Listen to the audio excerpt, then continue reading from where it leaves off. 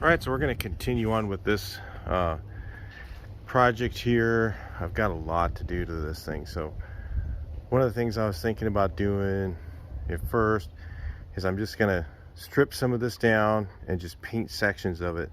Yeah, I'll get stuff that's going to have dry spots in it, stuff like that. I'm not worried about it. I just want to strip it down, seal it, and then paint it, and get sections of it done to have it. Some of it done. Then I'm going to do some welding. So like I'll maybe do a section of stripping and painting. Then I'll probably do like this section. I've got to weld in this piece here. This is all rotten. This tube is. So that's going to take a bit of work there. And then take this thing off, the cover off of this. Inside here there's like just cables and pulleys and a hydraulic ram. That's how that works, and a spring I think that returns it or something. Or no, the hydraulic ram has 2 ends to it. So, and this needs to come off. I'm not ready to take this off yet, so because once I take this off I have to have the oval window out of the garage. Everything's got to be ready for it. So I got to take that off, restore the frame, fix it, and put it back on.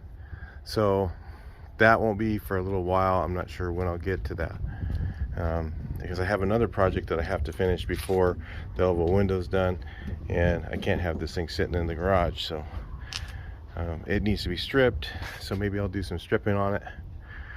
But I think I'm going to do just like a section of the frame, paint it, and like I said, I'll get stripper all over the paint that I just did, maybe some areas, and I'll just retouch it. And it's just going to be kind of a, I'm not going to try and strip the whole frame and then paint it. By the time I get to the end of trying to strip it, I'll have rust everywhere. I can't do it that way. It's impossible to do that way, so when it's outside. So I just got to strip a section, paint a section. Strip a section, paint a section, and yeah, there'll be some overlap, and there'll be some parts where, you know, it's already painted and I'm just gonna get stripper on it again or sand it or whatever, and I'll just blend it into those areas and not gonna even try to get, you know, an even spray on everything. As long as it's all painted and protected, that's what's most important for this thing. Some of the problems that we got here is these things are rusted out. My plan is to actually see if I can weld these up and see if they work, and just go from there.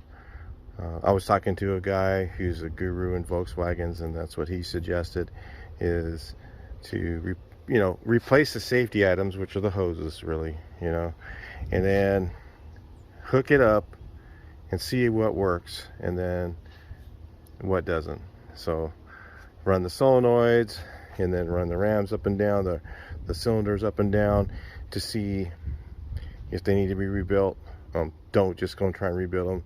And his suggestion was that, because you may end up with parts issues on them, and it's better to see if it works. If it works fine, leave it alone. You know, we're not looking for this thing to be, you know, certified and all that. We're just trying to make it work and operate. That's good enough. It's not going to get used every day, that's for sure. So anyway, we'll start doing some work. I'll talk to you a little bit later in the video.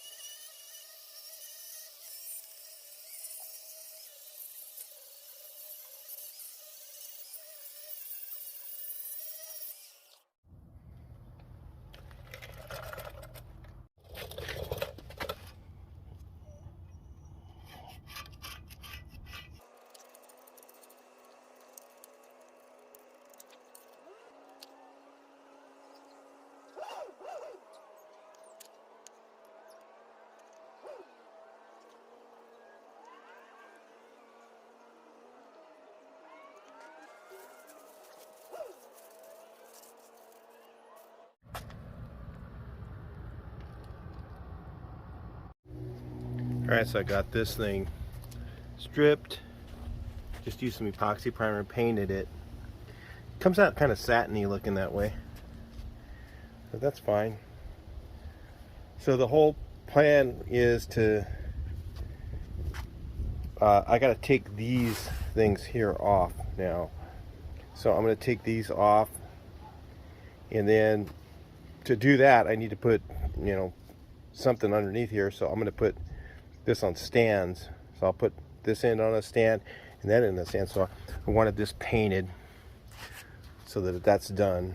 So because I can't really paint it when it's on stands, right?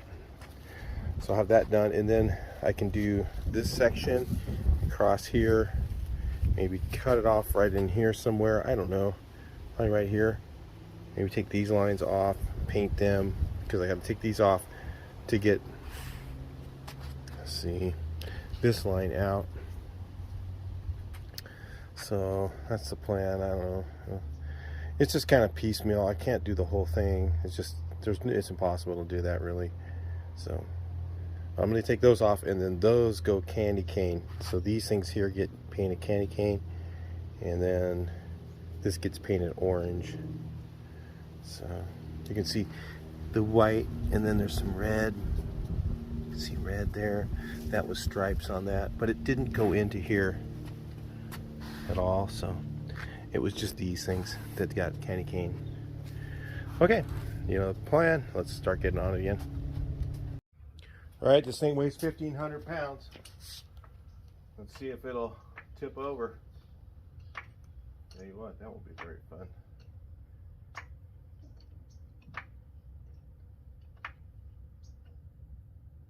It's teetering a little.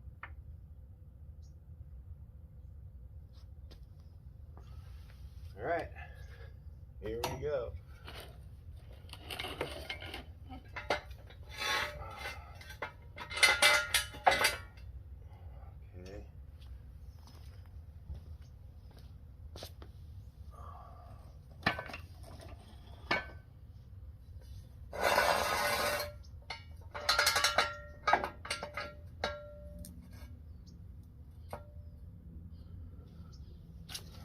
Should be all right, but just don't know. That much weight up this high.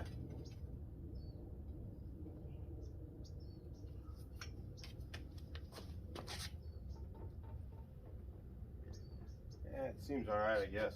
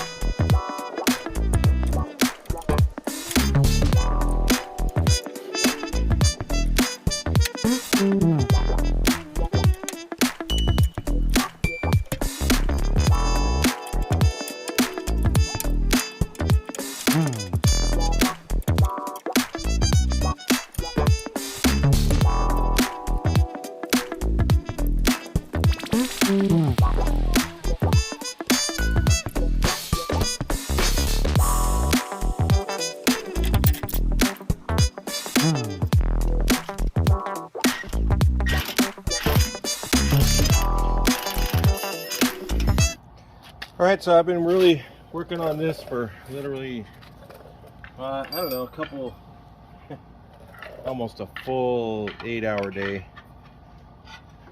This is all that I can, it's moved that far. You can see there's a little gap in there.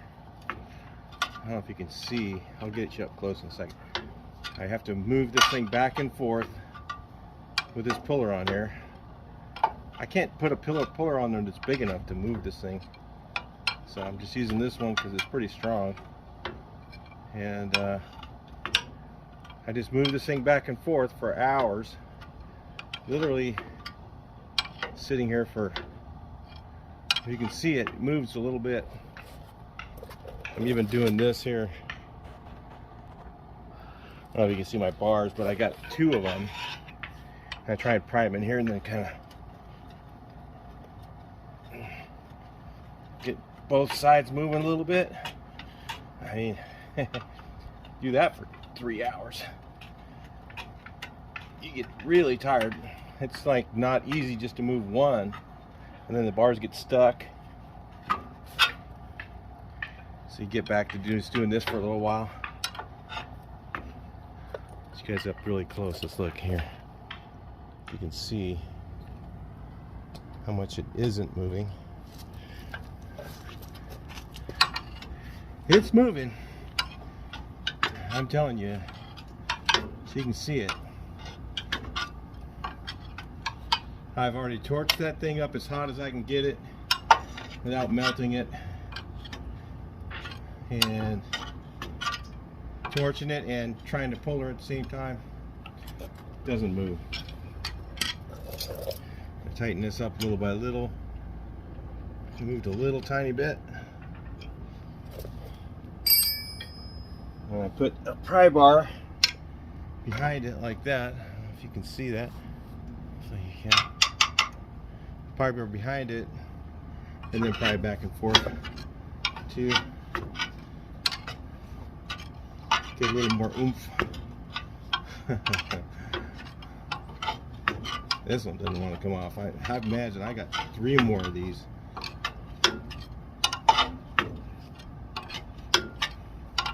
The back one was really hard too, but it started to go after a while. I mean, it took a while. It Took me a good solid hour. This one I've been on about 4 hours, I think, total time. You know, 30 minutes to an hour at a time. You just get too tired pushing on this thing, and then it just, I've been on it at least an hour right now. I got it to move about a 16th, I think, in about an hour. So, pretty good pace.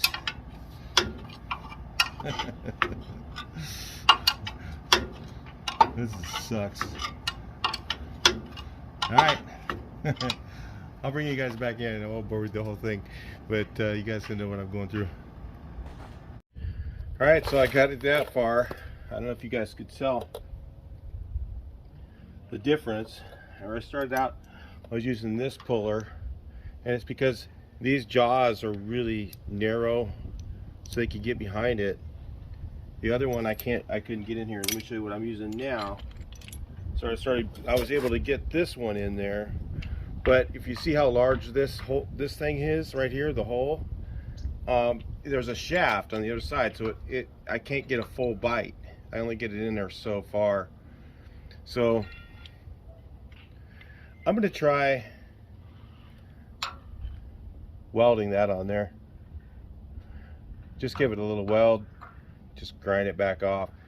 I got to get the other, there's no way I'm going to go through this on the other ones. And I've been out here, this is like my 3rd day on this whole, just sitting here moving this thing back and forth.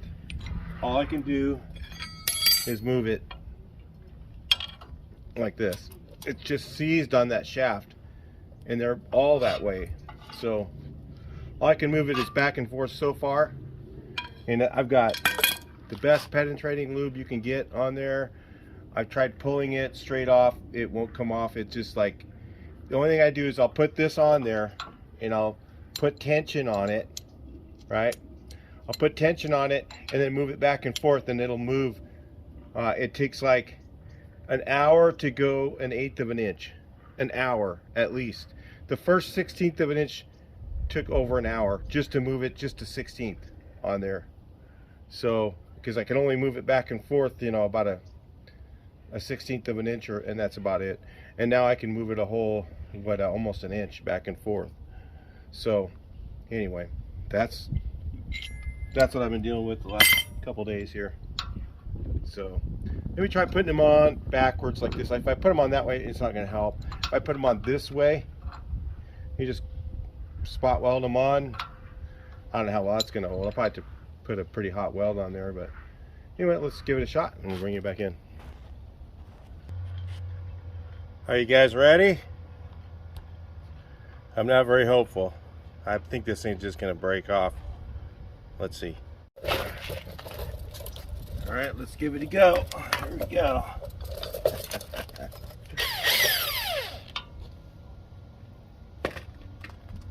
Let's see.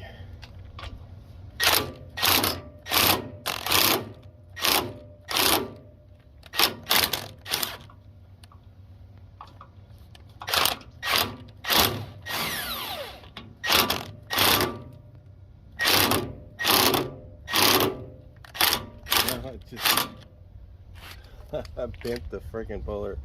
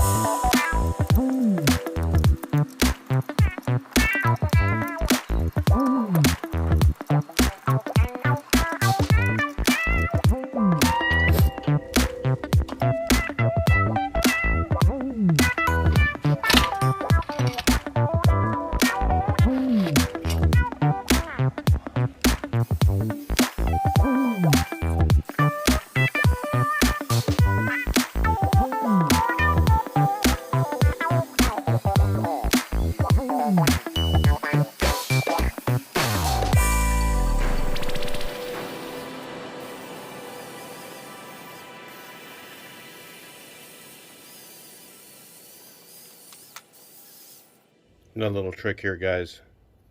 Take a nail, poke holes all the way around here. It'll stop the paint from gathering in this little area, which is right in this little deep spot. You just poke a hole all the way around. Again, I just did it off camera, but I just poked holes all the way around. And now when I put the lid on, the paint that's in that groove will push down into the can, so you don't waste it. And you don't have that build up around here or blowing over the side.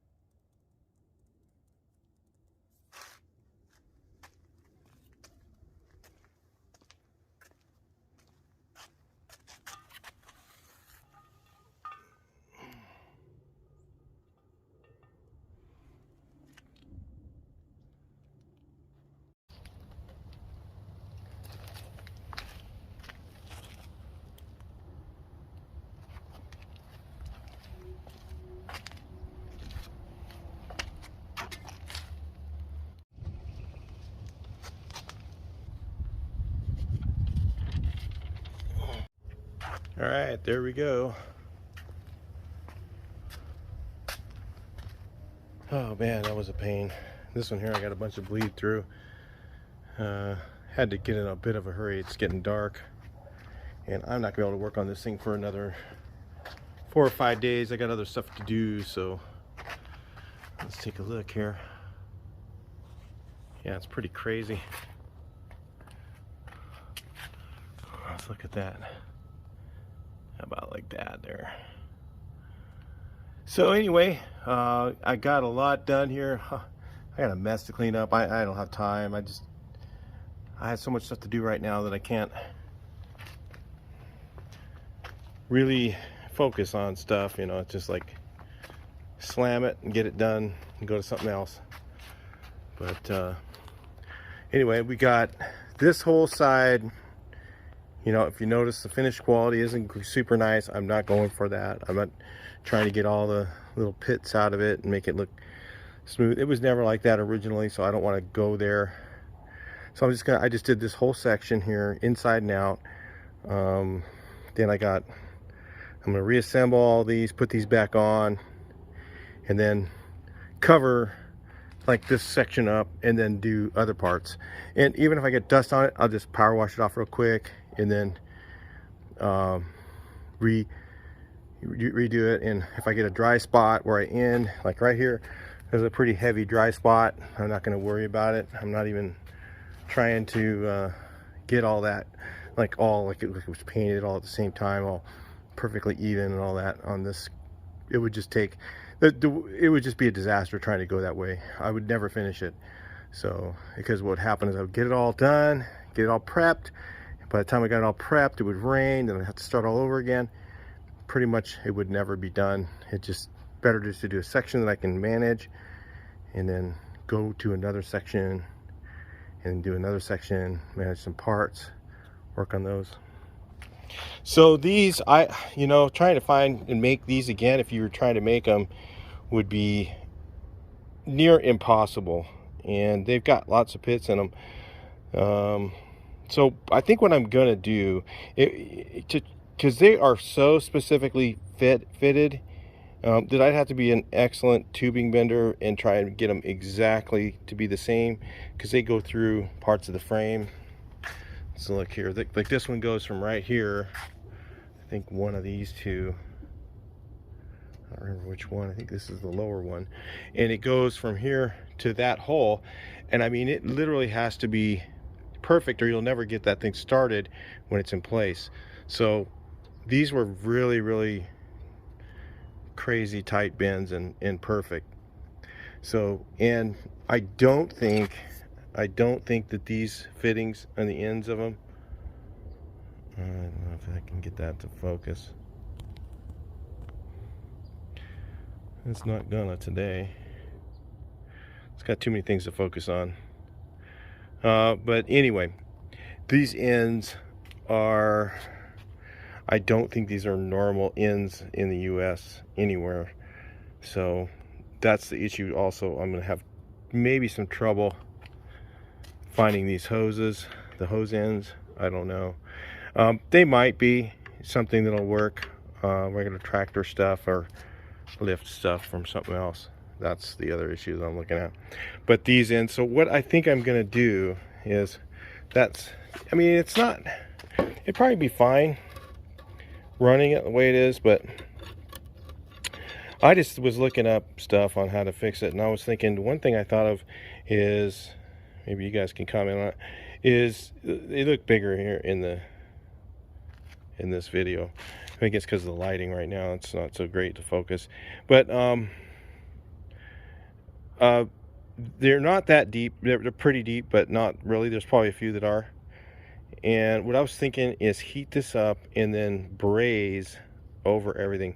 Just put a nice thick coat of brazing over it. I was looking up that it holds like 70,000 pounds of square, whatever it is. What is it? Square foot or square? It's a lot. I forget how many pounds of pressure it can hold. So it's way up there. PSI, pressures per pounds per inch or whatever. So it does like 70,000 pounds per inch if it's done correctly. So if I heat this up and kill the contaminants of it, and then put brazing on here with flux, the flux is gonna clean it. And if I can get that to go on there and put like a little layer of brazing, maybe 1/16 or so of brazing on there, and then that will make that strong enough for what we're trying to do, I think. So that's my thoughts. If you have any other ideas, I could TIG weld in patch pieces, but I'm also thinking, so if I cut it and I TIG weld in a piece, if I'm a 1/16 short, this thing is not going to fit. So it's got to be tighter than that, I'd have to be like really accurately perfect with trying to TIG weld in pieces or put a sleeve around it, and then I have to make sure my TIG weld that was really, really clean. And like TIG welding over rust like that, it doesn't, no. TIG welding needs to be really clean. So I'd have to like take evapor rust or something like that and just remove all the rust down to nothing, to where there's no rust, and then coat it with, get it hot, and then take TIG welder and go over it with that. I mean, that's an idea too. But I have to take evapor rust and clean all the rust off of there. It couldn't have anything, because TIG welding it just started just making all kinds of weird noises. It wouldn't weld that. So that's what I was thinking about brass. I think that would actually be pretty worthy repair. I think it would be fine. And I've seen guys on forums and stuff say that they brazed hydraulic hoses before and it worked pretty well. it was pretty strong. So they brazed cracks. I don't think I'd try that. That's one thing I wouldn't do. But just over something like that, I think it'd be plenty strong, you know. But brazing a crack, you know, to me, brazing is very strong. You know, I used to do it years ago, but it's been a long time since I've done brazing. You know, since you get a welder, you kind of don't braze anymore, really. But see, all these are all. This one isn't that bad. It looks worse than it is, and then you'll hit one that looks like it's pretty good, and then you'll find a piece that just chips right off of it because there's got to be 30 coats or so of paint on this thing, and there's like tons and tons of paint on here, and all I'm doing is just taking it off, epoxy priming it, and then put the paint on it. So that's the type of, but everything's just so rusted. When it gets down to a rust spot, it just keeps, whatever rusted through, it just kept going and going and going. Like this thing went all the way to the hole. And a friend of mine said that, you know, he's a VW guy, and he said that I should just patch these up and weld them, and then, you know, check it out, make sure that they work. He says they probably will, and then patch these up and weld them and just see how it works. So even though, yeah, you know, I could have to rebuild these cylinders, and it's not that hard to do once they're apart, but the issue is finding the parts. If I take it apart and I can't find the parts for them, that's worse than if I just put it together and have to do it twice, to me. So I figure I'll put it together and I'll hope that all the hydraulic stuff works fine. If it doesn't, then I'll deal with them one at a time. And yeah, I'll scratch the paint again when I do that. But, you know, the way I figure is if I scratch the paint, you know, I can always repaint it. It's not that hard to do, touch it up or whatever. But if I take it apart and I can't find the parts, or it takes me a long, long time to find the parts, and I have the thing all apart for a long time, that's going to be a problem. So I'm trying to take this apart in manageable sections, you know. Also, I'm like taking off all this, and then I'm going to take off these hoses and take off that side, and then just do a section, and then put all that back together so that I don't have to try and figure out the jigsaw puzzle all at once.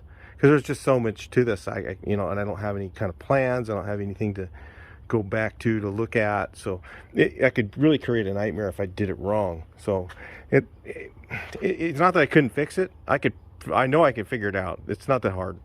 They only fit in one place, each one of these tubes does. But just trying to get them back in, there's going to be one or two that you're going to go, God, I can't figure out where this one came from. Was it a mid connector or another end? It's easier to just do one section and put it all back together, and then you know where everything goes. So that's my plan. So anyway, yeah, kind of rambled on a little bit, but it is a really big project. This thing is there's probably as much work here as there was there's almost as much work here as there was in doing the whole truck. It really is. This little frame, this is a lot. Taking that basket off, when you get that off, all that metal's all toast underneath it. And there's this. There's ones under the fiberglass. So there's one right here that goes under the fiberglass. I have to cut the fiberglass away, cut it away here, you know, cover myself all up really good because I don't want to get that all over you. That just make you itchy for days. And then cut that away and then make a new frame for this. Fiberglass that back in. I mean, then the wiring on top of that, you know. What I'm going to have to do, I think, is I'm going to cut the wiring.